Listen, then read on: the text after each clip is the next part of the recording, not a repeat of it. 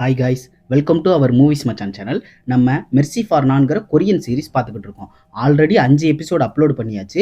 இது 6வது எபிசோடு. இந்த சீரிஸில் இன்னும் ஒரே ஒரு எபிசோடு தான் மிச்சம் இருக்குது. இந்த 6வது எபிசோடுக்கு அப்புறம் அந்த ஒரு எபிசோடையும் பார்த்து முடிச்சிட்டா இந்த சீரிஸ் மொத்தமாக முடிச்சுது. அதுக்கப்புறம் இன்னும் தரமான மூவிஸ் அண்ட் சீரிஸ் உங்களுக்காக வெயிட்டிங்கில் இருக்குது. ஸ்ட்ரைட்டாக 6வது எபிசோடு பார்க்க வந்திருந்தீங்க அப்படின்னா உங்களுக்கு இந்த ஸ்டோரி சுத்தமாக புரியாது. அதனால இதுக்கு முன்னாடி இருக்கிற 5 எபிசோடையும் வரிசையாக பார்த்துட்டு வந்து இந்த 6வது எபிசோட பாருங்கள். இந்த எபிசோடையும் சேர்த்து நான் ஒரு பிளேலிஸ்ட்டாக கொடுத்துருக்கேன். அதனால அந்த பிளேலிஸ்ட்டை கிளிக் பண்ணியும் நீங்க ஒவ்வொரு வீடியோவா அப்படியே வரிசையா பார்த்துட்டும் வரலாம். சரி, 5வது எபிசோடோட லாஸ்ட் சீன் நம்ம என்ன பார்த்தோம் ஞாபகம் இருக்கா? நம்ம ஹீரோ லெஃப்ட்டை மீட் பண்றதுக்காக போயிருப்பாரு. லெஃப்ட் நடந்த விஷயம் மொத்தத்துக்கும் எல்லாத்துக்குமே காரணம் அந்த போலீஸ்காரன் அப்படிங்கிற உண்மையை ஹீரோ கிட்ட சொல்லியிருப்பாரு. இந்த விஷயத்தையும் லெஃப்டோட அசிஸ்டன்ட் ஃபோன் பண்ணி அந்த போலீஸ்காரன்ட்ட சொல்லி வச்சிருப்பான். அதோட அந்த 5வது எபிசோடு முடிஞ்சு. சரி, இந்த 6வது எபிசோடோட ஸ்டார்டிங் சீன்ல லெஃப்டோட பையன் போலீஸ்காரனை மீட் பண்றதுக்காக போறான். 2 பேரும் அந்த பிஎஸ் குரூப் எப்படியோ ஒழிச்சாச்சுன்னு பேசிக்கிட்டு அதை பற்றி நினச்சி சந்தோஷப்பட்டுக்கிட்டு இருக்காங்க. அதுக்கப்புறம் போலீஸ்காரன் என்ன சொல்கிறான்னா, ரொம்ப நாள் கழிச்சு இப்போதான் உங்கள் அப்பா நல்ல முடிவு எடுத்திருக்காரு. பிஎஸ் குரூப்போட மொத்த கதையும் முடிச்சு விட்டாரு. இனிமேல் இருக்கிறது உங்கள் அப்பா மட்டும்தான். நீ வெறும் குறி மட்டுமே பார்த்துக்கிட்டு இருக்காத. சீக்கிரம் உங்கள் அப்பாவை ஏதாவது பண்ணி ஜெயிலுக்குள்ளே போட்டினா இந்த மொத்த சாம்ராஜ்யமும் உனக்கு கீழே வந்துடும். இந்த மாதிரி போலீஸ்காரன் அதை இதையும் பேசி லெஃப்டோட பையனோட மண்டையை கழுவிட்டான். அவன் லெஃப்டோட பையனும் சரி ஓகே உன்னோட பிள்ளைய நான் ஒத்துக்கிறேன் அப்படிங்கிற மாதிரி சொல்லிட்டு அங்கேருந்து கிளம்பிடுறான். அப்படியே அங்கே சீனை கட் பண்ணால் நைட் ஆயிடுது. போலீஸ் ஸ்டேஷன்லேருந்து அந்த போலீஸ்காரன் வெளியே வந்துக்கிட்டு இருக்கான். ஹீரோ நேராக அவனை மீட் பண்ணுறதுக்காக வெளியே கார் பார்க்கிங் இருக்குது அந்த இடத்துக்கிட்ட போகிறான். டேய் நீயா, நீ இன்னும் சாவலியா? நீ செத்துட்டேன்னு நினச்சேனேடா அப்படிங்கிற மாதிரி பேசுகிறான். ஆனால் ஹீரோ சாவலில். வேகமாக போய் ஹீரோ அவனோட குரவலியை பிடிச்சி நெரிக்க ஆரம்பிக்கிறான். சட்டுன்னு ஹீரோவை யாரும் அடிக்கிறாங்க. என்னடா யாரா அடிக்கிறா அப்படின்னு பார்த்தா போன எபிசோடில் பார்த்துருப்போம். இந்த போலீஸ்காரன் போயிட்டு இந்த பெரிய தலைக்கோட்டோட கூட இருந்த அசிஸ்டன்ட் மாதிரி இருந்திருப்பான் ஒருத்தவன். அவன் வந்து பார்த்தீங்கன்னா நம்ம ஹீரோ மாதிரியே பயங்கரமான சண்டை போடுவான். இதுக்கு முந்தின எபிசோடில் நம்ம அவனை பார்த்துருப்போம். அவனை இவன் தானே போன எபிசோடில் வெளியே எடுத்திருப்பான். அவன் தான் வந்து ஹீரோவை தள்ளி விட்டுருக்குறான். அடுத்து ஹீரோவை அவனை அடிச்சுக்க ஆரம்பிச்சுக்கிறானுங்க. அந்த நேரம்னு பார்த்து இந்த போலீஸ்காரன் எப்படியோ கார் எடுத்துகிட்டு அங்கேருந்து தப்பிச்சு கிளம்பி போயிடுறான். சும்மா சொல்லக்கூடாதுங்க, அந்த பெரிய தலைக்கட்டோட கீழே அசிஸ்டண்ட்டாக இருந்தவனும் நம்ம ஹீரோ மாதிரியே பயங்கரமாக சண்டை போடுவான். ஹீரோவும் இவனும் அடிச்சுக்க ஆரம்பிக்கிறானுங்க. கரெக்டாக அந்த நேரம் பார்த்து குளுங் குளுங் அப்படின்னு இந்த காரோட கீ ஆன் பண்ணோம்னா சவுண்டு வரும்ல, அந்த சவுண்டு கேட்குது. இவங்க ஆல்ரெடி போலீஸ் ஸ்டேஷனுக்கு வெளியே தான் இருக்காங்க. அதனால நிறைய போலீஸ் இருக்கிறதுனால 2 பேரும் சண்டையை நிற்பாட்டிட்டு திரும்பவும் மீட் பண்ணலாம் இப்படின்னு சொல்லிட்டு அந்த பெரிய தலைக்கட்டோட அடியாளு கிளம்பி போயிடுறான். கிளம்பி போன போலீஸ்காரன் அடச்ச கொஞ்சம் விட்டுருந்தா நம்ம நிலைமை அவ்வளோதான்.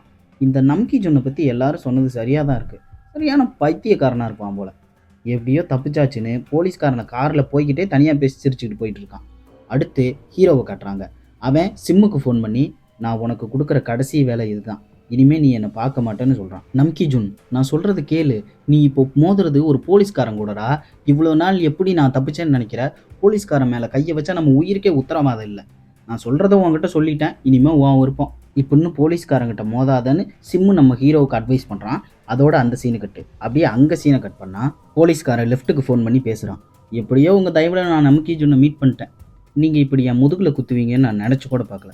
சரி, நம்ம சீக்கிரம் மீட் பண்ணுவோன்ட்டு ஃபோனை அவன் கட் பண்ணிடுறான்.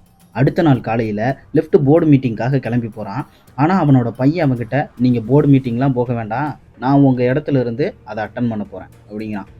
லெஃப்ட்டு ஷாக்காகி பார்க்குறான். அப்போது தான் அவன் லெஃப்ட்டுக்கிட்டே சொல்கிறான், மொத்த விஷயத்தையும் நான் தான் பண்ணேன், அதுக்கு எல்லாத்துக்கும் நான் தான் காரணம், இந்த மொத்த சாம்ராஜ்யமும் எனக்கு தான் வேணும். லெஃப்ட்டு பயங்கரமாக கோவப்படுறான் இதை கேட்டுட்டு.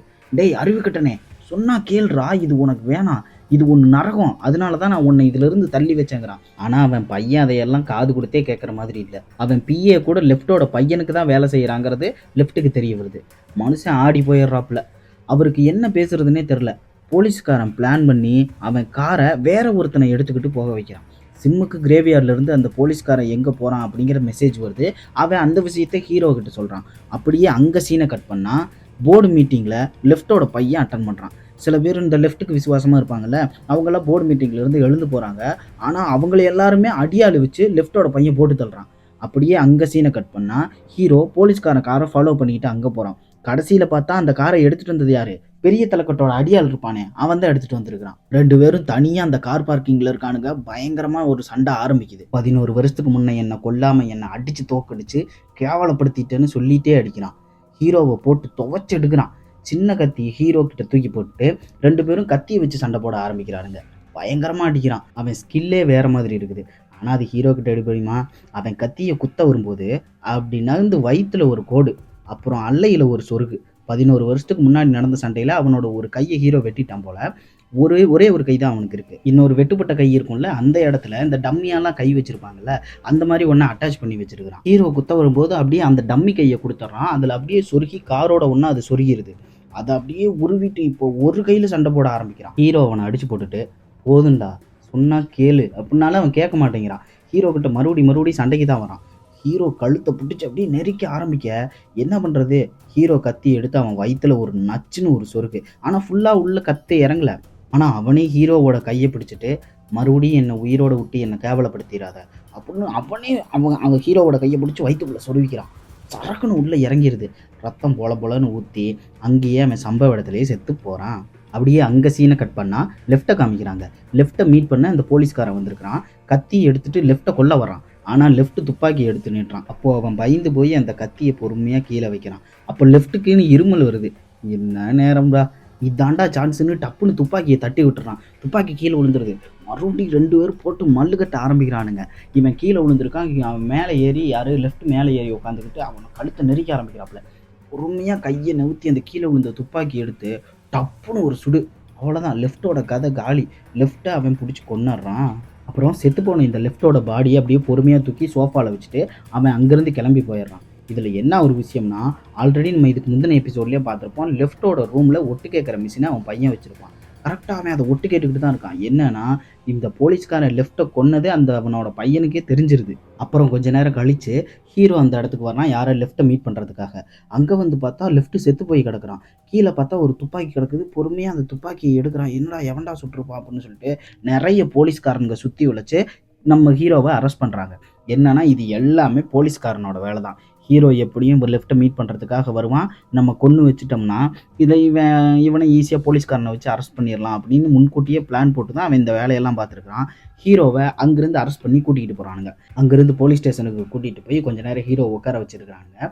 அதுக்கப்புறம் இன்னும் ஒரு சில ஆஃபீஸர்லாம் வந்து இனிமேலும் நாங்கள் இவனை கஸ்டடியில் எடுத்துக்கிறோன்னு சொல்லிட்டு ஏதோ ஒரு ஃபார்ம் மாதிரி கொடுக்குறானுங்க. அங்கே இருக்க போலீஸும் சரி அப்படின்றாங்க. அங்கேருந்து ஹீரோவை திருப்பி ட்ரான்ஸ்ஃபர் பண்ணுறேன்னு சொல்லிட்டு வேறு இடத்துக்கு கூட்டிகிட்டு போகிறதா சொல்லி காரில் கூட்டிகிட்டு போய்கிட்டே இருக்கிறாங்க. கார் நல்லா தான் ஒரு வழியாக போய்கிட்டு இருக்கு. சடக்குன்னு அங்கேருந்து வேறு பக்கம் திரும்பி ஒரு சுரங்க மாதிரி இருக்குது, அந்த வழியாக போக ஆரம்பிக்குது. ஹீரோவுக்கு இவனுங்க என்ன பண்ண போகிறானுங்கிறதெல்லாம் புரிஞ்சிருச்சு. என்ன இங்கே தானே கொலை பண்ண போகிறீங்கன்னு கேட்குறான். அப்படின்னு சொன்ன உடனே ஐயோ அவனுக்கு தெரிஞ்சிருச்சு அப்படின்னு ஹீரோவை அவனுங்கெல்லாம் கன்னை எடுத்து கொலை பண்ணுறதுக்கு காருக்குள்ளேயே சண்டை நடக்க ஆரம்பிக்குது. ஆனால் ஹீரோ டப்புன்னு அவனுங்களை அடித்து ஒவ்வொருத்தவனாக கதையை முடிக்கிறான். சும்மா ஒருத்தன் கண்ணை எடுத்து சுட வருவான் பாருங்க, அவன் கண்ணை பிடிச்ச பக்கத்தில் இருக்கவனுக்கு ஒரு போடு. பேக் விண்டோவில் சுட்டு கிக்கு ஒருத்தவனுக்கு விடுவான் பாருங்க, தரன்னு தொங்க விட்டு அவனை ஒரு போடு. அப்படியே கண்ணை திருப்பி டிரைவரை ஒரு போடு. டிரைவரை சுட்ட உடனே காரு சைடில் மோதி கீழே சுற்றிக்கிட்டு விடுவோம். இந்த விக்ரம் படத்தில் விஜய் சேதுபதி வெளியே ஏறி வருவானே இந்த ஆட்டோவில் போகும்போது முதல் சீனில், அதே மாதிரி தலைவன் டோரை திறந்துட்டு வெளியே வருவான். அப்படின்னு நமக்கு புல்லரிக்கும். இத்தனைக்கும் ஹேண்ட் கஃப் போட்டிருப்பானுங்க. ஆனால் ஹேண்ட் கஃப் போட்டுமே பயங்கரமாக தரமான ஒரு சம்பவம் பண்ணியிருப்பாப்புல தலைவன். கீழே உளுந்து எந்திரிச்ச ஒரு ஹீரோவை ஒரே ஒருத்தன் மிச்சம் இருப்பான். அவன் துப்பாக்கி எடுத்துட்டு என்னையோட நீ செத்தரா அப்படின்ட்டு கொல்ல வருவான் பாருங்க. டப்புன்னு ஒரு லாரி மோதி சும்மா பறந்து போய் விழுந்து தெரிச்சு செத்துருவான். என்னடா யாரா அப்படின்னு பார்த்தா நம்ம சிம்மு. என்னை பார்த்த உடனே உனக்கு இன்ப அதிர்ச்சியாக இருக்குல்ல அப்படின்னு கேட்பான். நான் இங்கே இருப்பேன்னு உனக்கு எப்படிடா தெரியும் அப்படின்னு ஹீரோ கேட்டால், லெஃப்ட்டோட பையன் தான் ஃபோன் பண்ணி நீ செத்துருப்ப, உன்னை பாடியை டிஸ்போஸ் பண்ணணுன்னு கேட்டுக்கிட்டான். ஆனால் எனக்கு தெரியும் நீ எப்படியும் சாக மாட்டேன்ட்டு, அதனால தான் சரின்ட்டு உன்னை பார்க்கலான்ட்டு வந்தேன் அப்படின்னு. சரி எனக்கு எதுக்கு நீ ஹெல்ப் பண்ணுறேன்னு ஹீரோ கேட்டால், தலைமை சிம்மு ஒரே ஒரு பார்வை தான் பார்ப்பான். நமக்கு என்ன தோணும்னா, நீ நல்லவையா, நீ எனக்கு ஹெல்ப் பண்ணால் உன் உயிருக்கே ஆபத்தாகும்டான்னு ஹீரோ சொல்கிறான். ஆனால் அதையெல்லாம் சிம்மு கண்டுக்கல. இதோ இந்த ஃபோனை வச்சுக்க, இந்த ஃபோனை ட்ராக் பண்ண முடியாது, அதே மாதிரி இருந்தா இது லெஃப்ட் யூஸ் பண்ண பொருள், இதெல்லாம் உனக்கு நான் தேவைப்படும்னு நினைக்கிறேன். நான் இவனுக்கிட்ட மாட்டுறதுக்குள்ளே என்கிட்ட இருக்க பணத்தை எடுத்துக்கிட்டு நான் இந்த நாட்டை விட்டே தப்பிச்சிருவேன்ட்டு அவன் சொல்கிறான்.